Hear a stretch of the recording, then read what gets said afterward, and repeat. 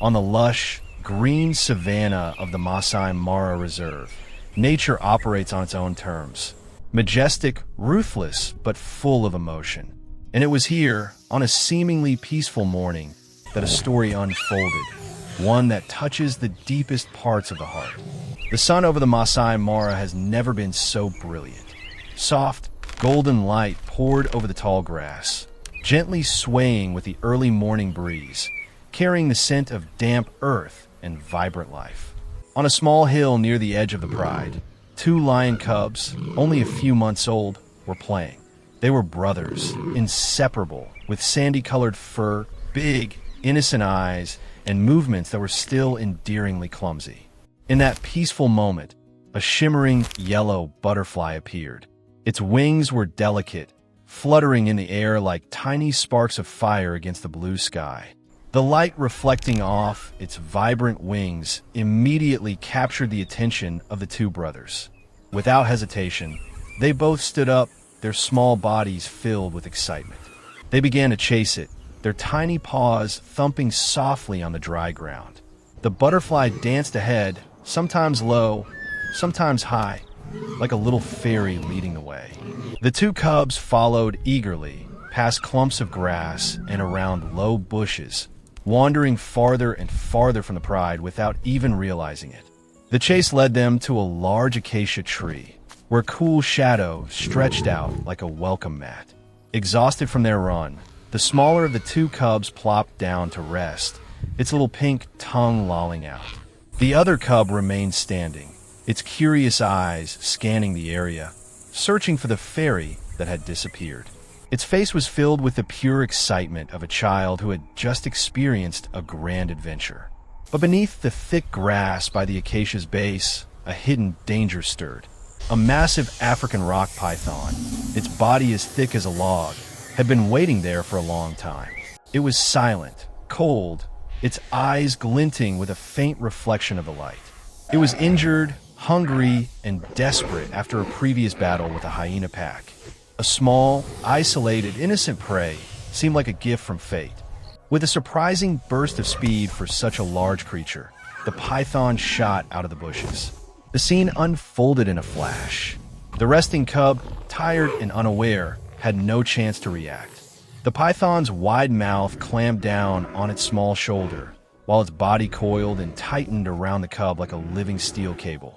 The cub's terrified shriek echoed across the savannah. Dry grass flew into the air in a life-or-death struggle. The other cub, the little brother, could only stand there, his whole body trembling, not understanding what was happening. Its innocent eyes were wide with shock, watching its brother's desperate struggle. The python squeezed harder. The cub's tiny chest began to convulse from the lack of air. Its once clear eyes were now filled with fear and pain. It clawed weakly at the python's slick body, but its claws found no purchase. Was this just a simple act of survival? A python that usually hunts at night, striking in broad daylight? Perhaps it was an act of desperation. It had been injured in an earlier battle with hyenas, was starving, and backed into a corner. A small, isolated prey. It seemed like the easiest choice for it at that moment. The painful cries continued to echo on the wind. It seemed like no one would hear, but someone did. From a distance, a man heard the faint cries of distress. He was on patrol, but the strange sound made him stop. He knew it wasn't the familiar roar of an adult lion. It was the cry of panic of a life in danger. He turned his patrol vehicle and drove toward the source of the sound. Arlo, a young local ranger, was on a solo patrol near the eastern edge of the reserve. He always paid attention to the smallest changes on the savannah. Strange noises, unusual footprints, sudden silences. And this time, that heart-wrenching cry made him stop. He knew it wasn't the familiar roar of an adult lion, but the cry of panic of a small life in danger. As he drove, Arlo prepared his rescue gear. He carried a high-pressure water sprayer and a long, specialized stick, tools that, though simple, were incredibly effective in situations like this. When he arrived, he saw a haunting sight. The huge rock python was tightly coiled around the cub, whose head was nearly still. The brother cub stood nearby, eyes wide and legs trembling, utterly helpless. Arlo's heart skipped a beat. The situation was too dangerous. A second of hesitation could mean death. Arlo saw that the python was constricting so tightly that the cub's ribs could break at any moment, while its brother could only stand there, shaking and powerless. There was no time to think or hesitate. Arlo acted immediately. He knew he couldn't get close and try to pull the python off with his bare hands. That would provoke the snake to retaliate and could lead it to attack him or tighten its grip even more, harming the cub further. Arlo quickly used the high-pressure water sprayer, the kind he often carried to scare away dangerous wildlife, aiming directly at the python's head. A strong jet of water shot out with surprising force. Startled, the python lifted its head, loosening its coils for a brief moment. It shook its head violently, seemingly confused and agitated by the unexpected spray. That was the golden opportunity. Taking advantage of the moment, Arlo moved in, not with haste, but with calm and experience. He used the long, specialized stick to pry the coils loose, one by one, starting from the part nearest the python's head. It was an incredibly delicate job, requiring absolute concentration. He knew that if he applied too much force, he could break the cub's bones or cause the snake to lash out.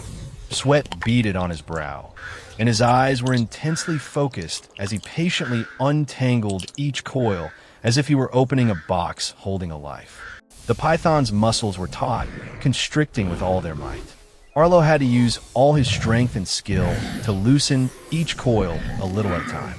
Finally, after what seemed like a hopeless effort, he got the last coil off. The cub fell to the ground, twitching slightly.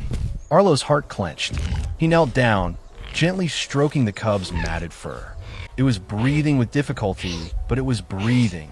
It seemed that even after a trip to the brink of death, life still clung to it. In that moment, Arlo wasn't thinking about the danger he had just faced. He just felt an immense sense of relief. He had done it. He had saved a life. Immediately, Arlo scooped up the cub and placed it on a soft stretcher, using a wet cloth to cover its wounds. He radioed for backup and quickly took the cub to the nearest rescue center. At the center, the vet diagnosed it with bruised ribs and several deep contusions. But fortunately, its life was not in danger. The miracle was that the little heart was still beating strongly in its chest after its battle with death. For many weeks afterward, the cub was treated and rehabilitated at the center.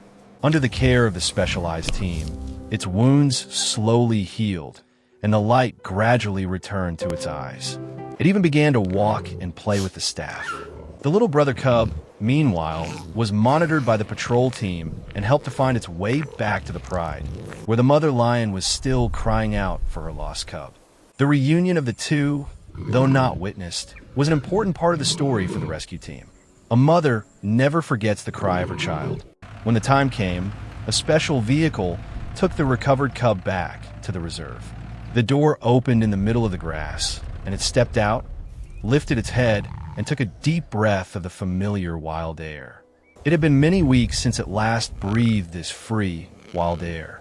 It didn't run immediately, but just stood there listening. It was searching for something. It was searching for a familiar voice. In the midst of the vast savannah, the recovered cub slowly walked through the tall grass. A gentle wind blew, carrying the scent of grass, earth, and family. From a distance, a pride of lions appeared. In it, the mother lion, with a majestic posture and anxious eyes, stood up, letting out a low, familiar rumble. It wasn't an angry or warning roar. It was the call of motherhood. The call the cub had been waiting for all along. Without hesitation, the cub rushed towards its mother. They intertwined, nuzzling in her thick fur. The little brother cub ran from behind, jumping onto its back as if they had never been separated. In that moment, there were no more desperate cries or angry growls, only the warm, whole feeling of family. In the distance, Arlo stood on his patrol vehicle, watching the reunion. He didn't come closer, didn't intrude. It was a moment of nature, and he was just its silent protector. He had fulfilled his duty. He had intervened, saving a life, but in the end, he respected and let nature complete the story. In that moment, the savannah wind blew again, gently, freely, and full of promise. The wind carried the story of a battle, of despair, of courage, and of a miraculous reunion. The story reminds us that even in the darkest moments, there's always hope, and that sometimes the greatest thing we can do is help a small creature find its way back home.